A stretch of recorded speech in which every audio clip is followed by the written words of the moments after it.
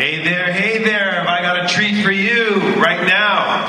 I'm going to bring out one of the most important fans ever in the history of this planet. Okay, here we are. This gentleman, he had the idea and pushed for the Star Trek New Voyages, Phase 2, designed sets and costumes, had an acting role in Star Trek in 2009, and right now actually just finished doing the pilot, the new Buck Rogers pilot. Please give a warm welcome to James Cawley. Come on out, James. There he is. Hello. The man who changed it all. Hello, everybody. Thanks for the warm welcome. This is my first trip to Germany, and I'm not quite conscious yet. I had a long trip to get here.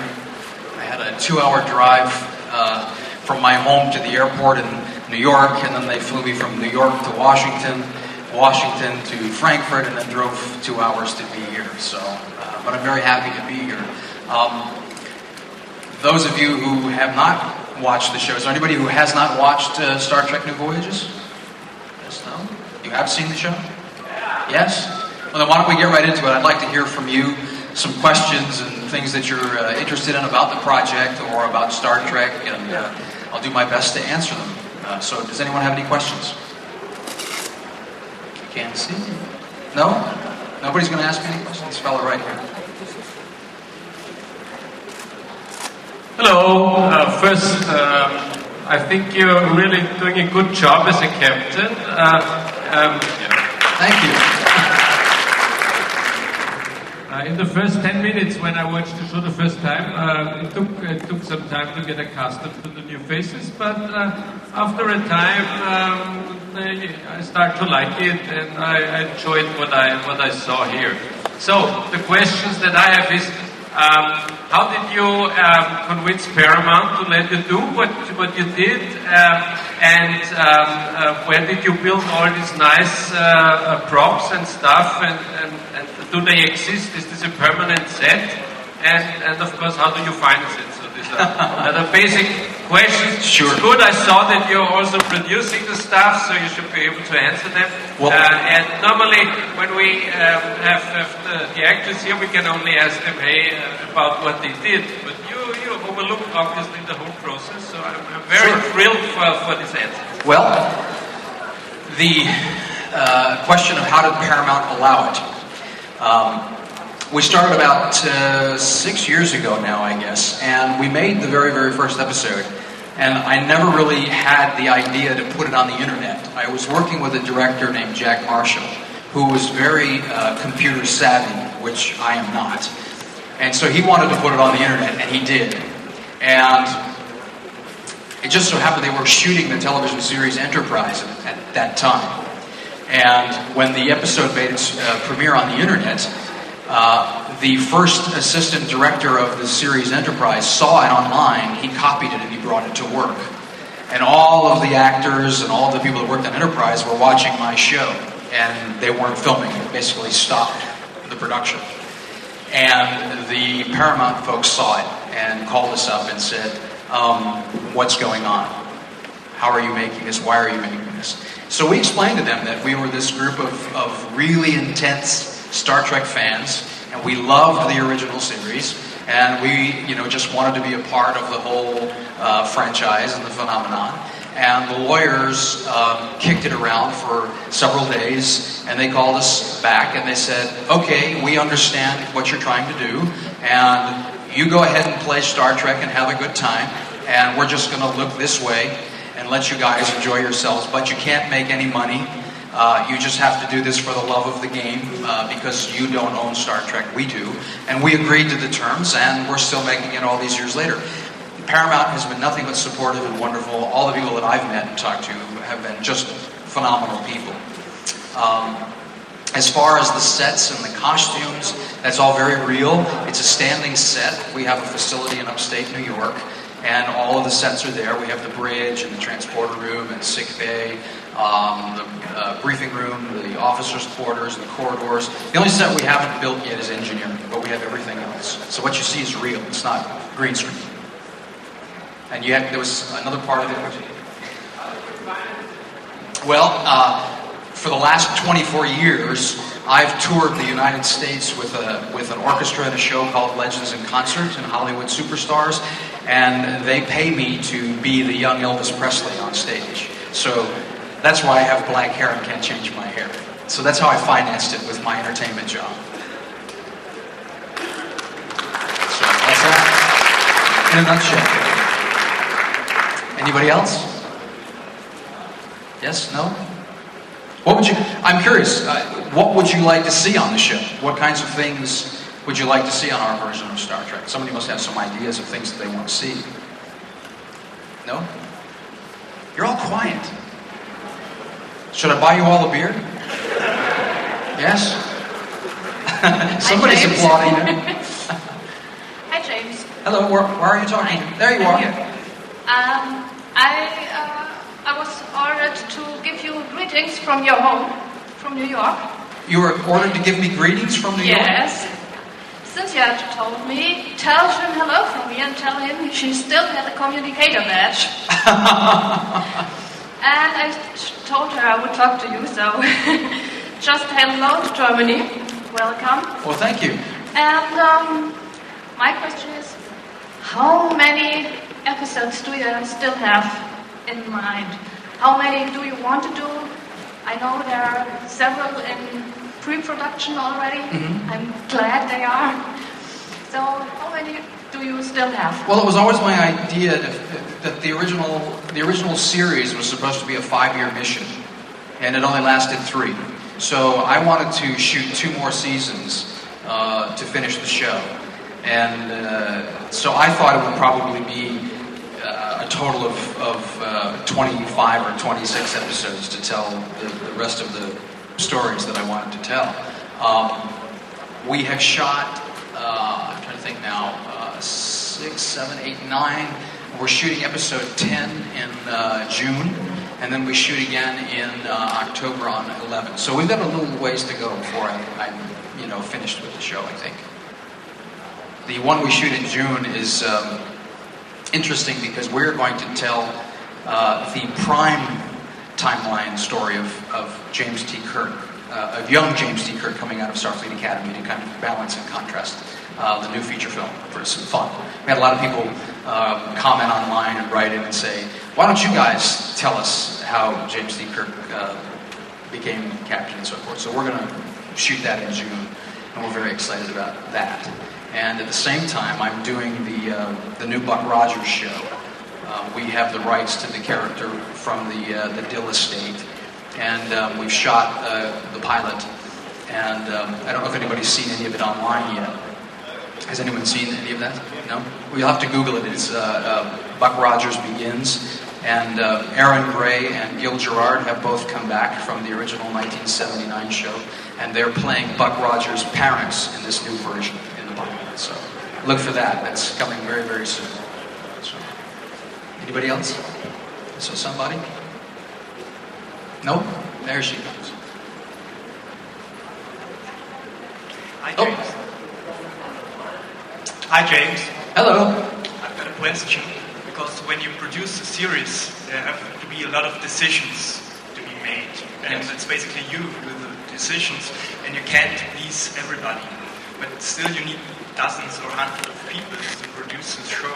So my question is, how do you keep the people together for such a long period? You're doing this for several years now. You can't pay them, right? That is the magic of Star Trek, isn't it? If you love Star Trek, you love it. And I don't think you can explain it. We have a staff of over 200 people that come together twice a year, and they fly from all around the world to volunteer and participate. They come from as far away as Australia. So if anybody here loves Star Trek that much and you want to come and play Star Trek and walk on the bridge of the Enterprise and do all of that, you just go to my website, you get on the forum, and you sign up to be a crew member, and you come. And that's how it works. And every year it seems to get bigger and bigger. It's like a Star Trek summer camp for Star Trek fans. And you just come and play Star Trek. So anybody is interested, that's what you do. You come to the website and sign up. It's that easy. Thank you. Okay, got another question for you. It seems to me you like like Star Trek, you like Buck Rogers, you have a favor for old science fiction shows, I think, kind of. How about old westerns? I heard something about Wild Wild West. Yes, I'm working on the Wild Wild West.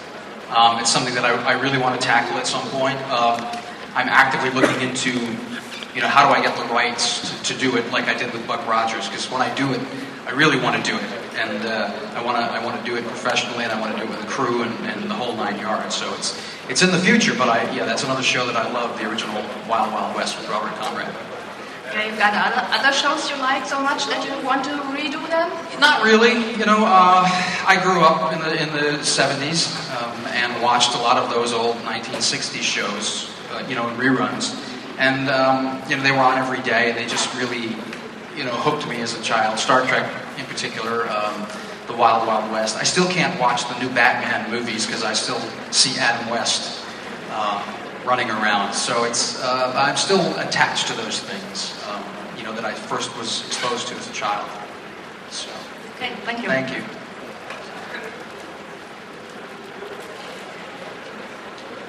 Yeah, I have a question.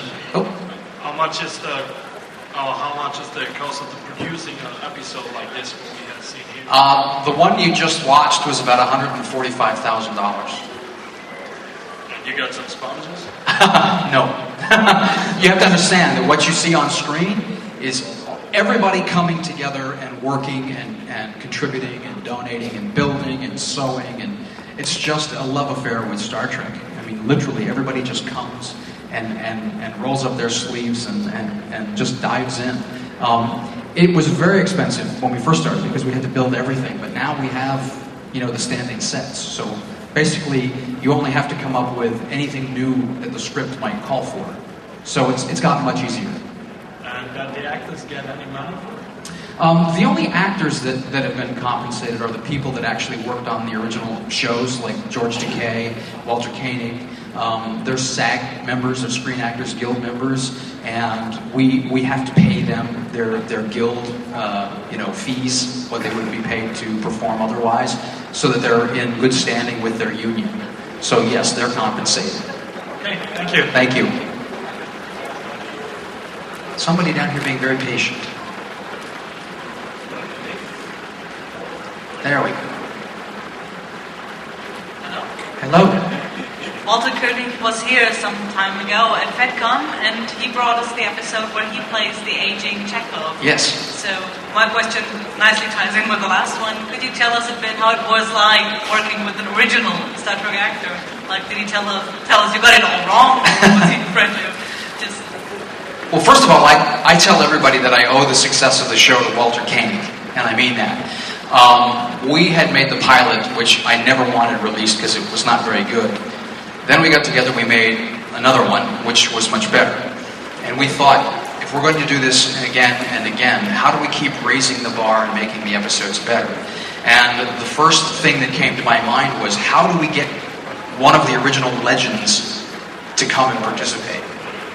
And it just so happened that a friend of mine is a stuntman and an actor from the United Kingdom, and his name is John Carrier. John has been a bodyguard for Walter and George and William Shatner and Leonard Nimoy for years. Whenever they would go to the UK to appear at a convention, John was their escort bodyguard in the 70s, 80s, and early 90s. So he knew Walter. And John had this little tiny idea for a story. And he called me up and he said, "Do you like it?" And I said, "I love it."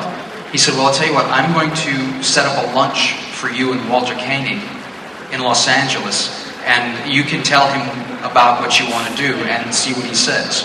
So he arranged this lunch. We met, we pitched Walter the story. He loved it, and he was so enthusiastic about coming back to play Chekhov. He said, "Why don't I call DC Fontana and see if she'll write the script for you?" And well, then we were over the moon. So because of Walter's episode and the success of that, we were able to continue on and bring in George Takei, Denise Crosby and William Wyndham and all these other great people. Working with him on set was amazing. He was the consummate professional. He actually made it Star Trek for a lot of us. He never coached us. I will say this: he did pull me aside. We were about to shoot his death scene, And he said, James, when we go in there and we do this scene, the only advice I can tell you is Captain Kirk does not cry. And I didn't understand why he was saying that to me, because I wasn't going to cry in the scene. That had never entered my mind. But we got in there, and here is Walter with this amazing old age makeup playing this death scene. And there are 35 people in this small set, weeping, crying, and I can't cry. And it was very emotional. And at that moment, it registered in my head, I'm watching one of my heroes die. I'm not watching Walter die, I'm watching Chekhov die. And that's a very emotional thing for a lot of Star Trek fans, particularly when you're there watching. So that was difficult, and that was the only piece of advice he gave me. I think one of the happiest moments I remember during that shoot, Walter was only on the bridge near the end of the episode. And so all week long, everybody was excited. When, we have to get him on the bridge. We have to bring him on the bridge. And finally, he made his grand entrance, and he walked down his Chekhov, and he sat at his old station. And this is very silly. But when he sat at his station, he crossed his legs underneath the console.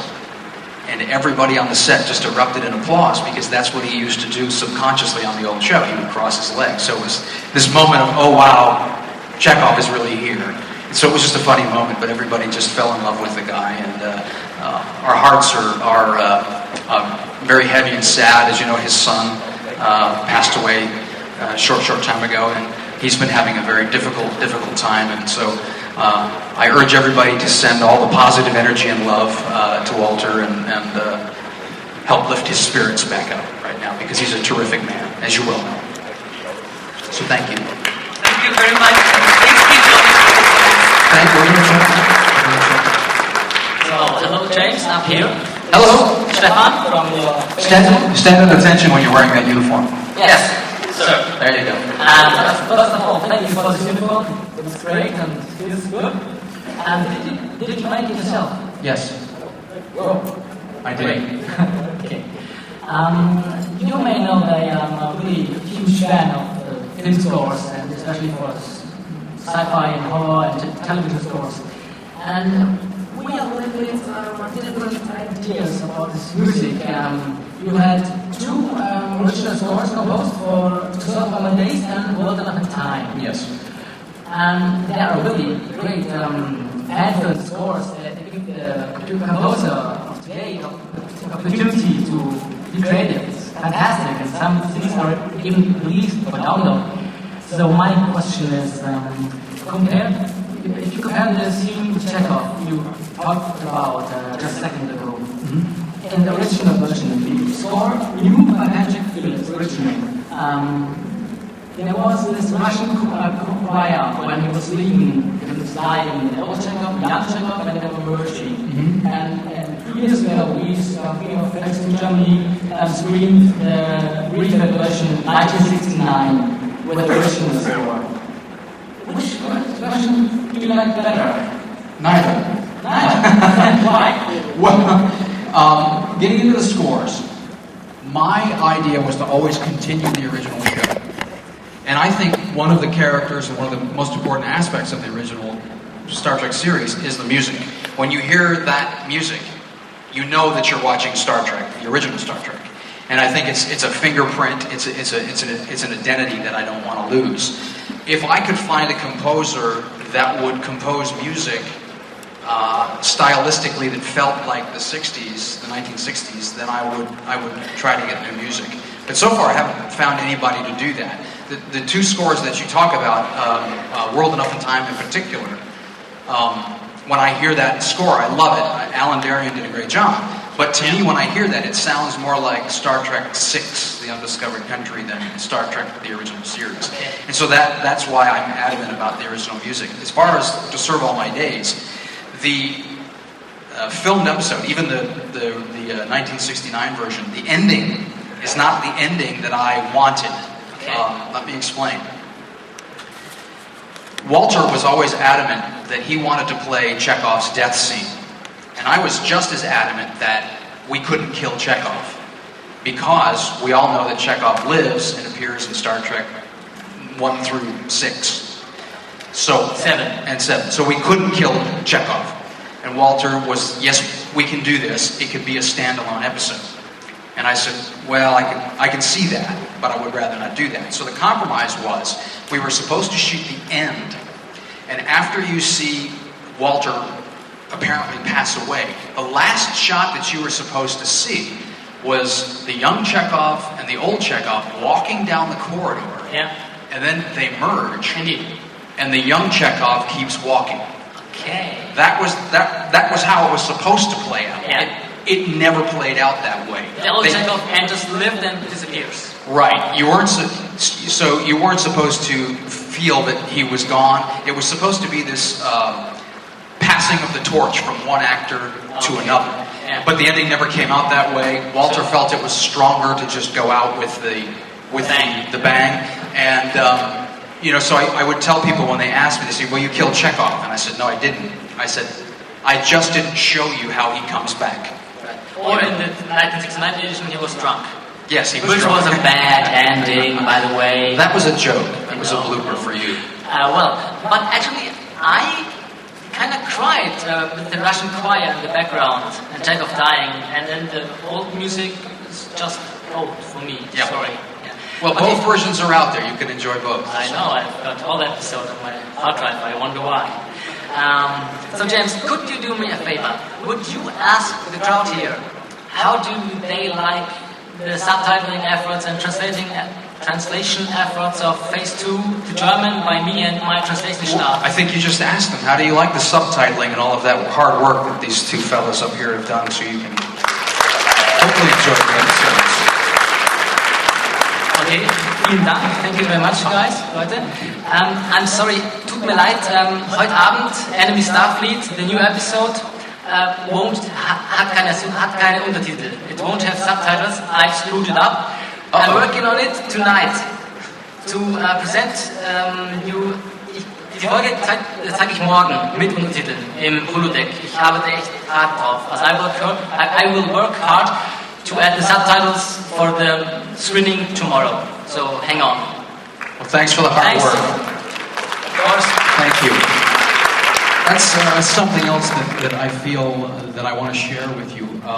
As a fan film, I feel very fortunate that we have people like Stefan and Peter Walker here in Germany who run the mirror sites. We have them in Spain and I believe 4 other countries that fans love what we do so much that they subtitle, or sometimes they have other actors dub our voices in their native language. So I think that's a terrific compliment to the work that we've been able to do, and other fans love it that much that they want to be able to change it and make it more accessible to share with even more fans. So, how many of you folks saw the new Star Trek movie, the J.J. Abrams film? A couple of you? No, let me hear from you. Did you see it? Did you like it?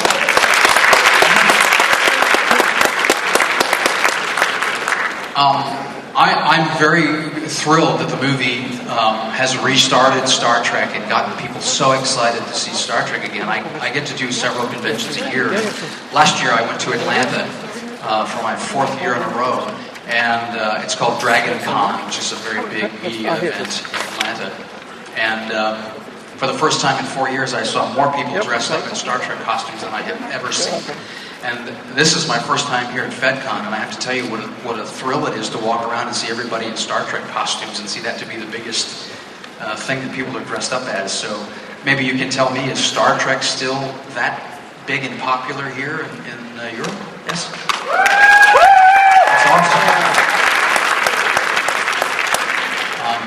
I got to visit Paramount when they were shooting the new movie, and I met J.J. Abrams by accident, and he knew who I was, and he got to bring me in, and I got to see the sets, and he put me in the movie. If you pay attention, I'm one of the bridge officers.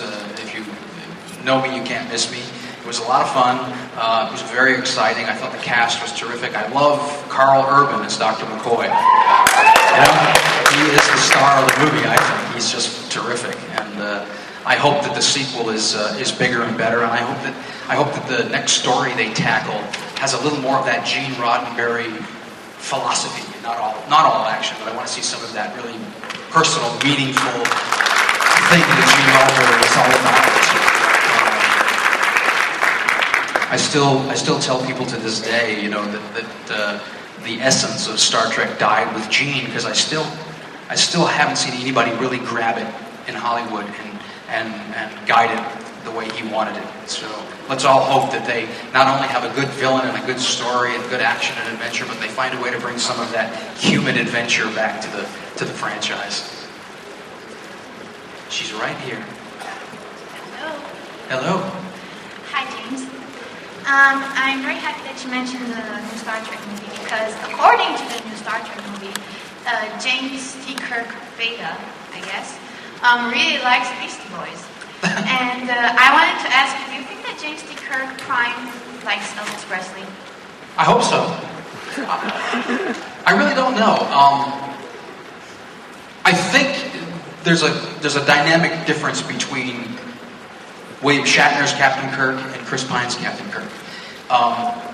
The characters are definitely two different characters. The original James T. Kirk, as we knew him, was never a rebel without a cause. You know, if we do our homework, we know that he was a stack of books with legs. He was very intent and very intense about becoming a captain. Where Chris Pine's James T. Kirk was, I don't want to be a captain. You know, he gets talked into trying it out, and then finds, well, okay, I can do this. And I will say, there's a point in the movie that I thought was brilliant. I did not like Chris Pine as Captain Kirk for 3/4 of the movie. I didn't like him. He was an unlikable guy to me. And then Leonard Nimoy shows up, and he mind melds with him. And if you pay attention to the subtlety of the performance by Chris Pine, from the moment Spock mind melds with him, he starts to become the guy that we really like until the end of the film. I thought that was the best part about the writing, particularly there. You don't think that Spock actually did something to Kirk? Yes, I do. Oh. I do. I think he shared some memories with him. You know, isn't that the history? When you mind meld, you share the experiences of the person. Yeah, but you're basically talking about mind ring. Yeah. Whatever works. Who in this audience did not have a tear when Leonard Nimoy showed up and said, "I have been and always shall be your friend"? Come on, you all had to have a tear. Was that emotional? That was very emotional. It was a great moment. Thank you, James. Thank you. Thank you. Is there anybody else? I can't see. There's a lot of talk about you wanted to continue the original series and put endings. Have you got an ending in mind? Yes. Already? I certainly do. Would you like to share a bit of that? Would you like me to tell you? Probably not. Probably not. I do. I assume you've all seen Star Trek: The Motion Picture. So, in that movie, you know that Captain Kirk leaves the one thing that he loves the most, and that's the captain's chair. He becomes an admiral. We know that Spock goes back to Vulcan to study the Kolinar and purge all of his emotions. We know that Dr. McCoy leaves Starfleet and goes back to Earth to become a general practitioner again. So these three guys that are so connected and so bonded in their friendship have separated and left the things that they each love. So I started to think about that, and I said, what would drive three people apart? So the only thing that I could come up with in my continuity that I've developed so far was, it has to be a mission, a very devastating mission. And I thought, what better way to drive a wedge between Kirk and Spock than to have something happen under Spock's command that would drastically affect his relationship with James Kirk, and at the same time affect his relationship with Dr. McCoy. And it would make Spock want to purge the rest of his human side. It would convince Kirk to go off. And basically I've crafted a story where Spock is on a very important mission. He's in command, and while he's in command, Captain Kirk's only surviving relative, which is his nephew Peter, dies. So that's the impetus for the story and why they eventually separate and go their differences in different ways for Star Trek the Motion Picture, at least in my version. So that's going to be the event that causes it to happen. Cool, thanks. You're welcome. I cannot see. Again, me, James? Again, you? So you're actually saying you want to kill off Bobby Rice, his character? I don't want to kill Bobby, I want to kill his character. I know, but not too bad. It's a good character. It's a good character. Yeah. Do you want to tell a little bit about Buck Rogers? What's your plans? How long will it take to shoot the pilot? The effects? I know you're doing some flashbacks in the World War I area, and again, Bobby Rice is going to play Buck Rogers. Yes, Bobby Rice is Buck Rogers. Aaron Gray and Gil Gerard are his parents. And we've gone back to the origins, the true origins of the character. We've gone back to the earliest comic strips from 1928. So our story takes place in the latter days of World War I. And Buck Rogers is a 20-year-old kid who is an Air Force pilot serving in France. And that's where the story starts. And that's what you see with some of these flashbacks with his parents. So everything that we're doing is very retro and steampunkish. And I hope a cleverly told tale and a nice updating, but keeping everything looking very retro. You can think Sky Captain in the world of tomorrow, but you have to hit that with some sandpaper because it's much more steampunkish than that. Okay. But that's the idea. But you will end up in the future somehow. I can't tell you that. When will the episode be released and how? The pilot will be out at the end of September. Really? It's a two-parter. The first half will be out, and it's all it leads up. It's all World War I, and it leads up to him being thrown into the 25th century. Yes. Okay, but you're planning an internet release or distribution?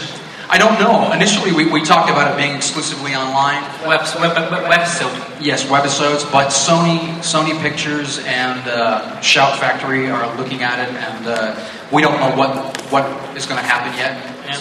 I really don't know. The other thing that we're doing is we're looking to actively shop it to the Sci-Fi Channel. Great. So we have several options that we're talking about. So we're still too early on in the game. Good luck. Thanks. But since this will be an official official product and you can make money out of it, you won't need a translator for German, perhaps? I may. If I come back, then we'll have to hire you to be my translator. Would be funny. And try to get into the book translation at Crosscut. They are full. They don't need translators anymore. My bad. I have to say, it's very interesting to come to FedCon and see how the conventions here in Europe are held. I've seen a lot about FedCon and the fun that you all seem to have. We've seen a lot of video in America, and it always looked like it was a good time. And in fact, I was trying to sleep last night, and I heard, I swear, all kinds of chanting and singing and all kinds of goings on. And then I found out that we missed a big party last night. So, does that happen every night? Yes? One guy says yes. He must be the guy that puts the party on. No? It's not you? But there's a party every night. Yeah? So what happens at the party? Was that Klingons I heard chanting, or? Possibly? Possibly? The Klingons are here? I haven't seen the Klingons. Where are the Klingons? There's really Klingons there? You're kidding me. Oh, come on. There's no Klingon out there. Really? Are there... Let me see the Klingons. Are there really Klingons? You're pulling my leg. No? Are they like the security? Yeah? Well, we've got about 5 minutes, so I can take one more question. Does anybody have one more? Somebody must. No? Alrighty then. I'm going to escape and try to enjoy FedCon. Enemy Starfleet is tonight in this room. I think it's 6 o'clock. Is that correct? Yep. Come see it. It's very, very fun. It's all action, adventure, and starships blowing each other up with Barbara Luna, who played Marlena Moreau from the original Star Trek series. So come watch with us. Thank you so much. God bless. I enjoy being here, and can't wait to see you all again. Live long and prosper.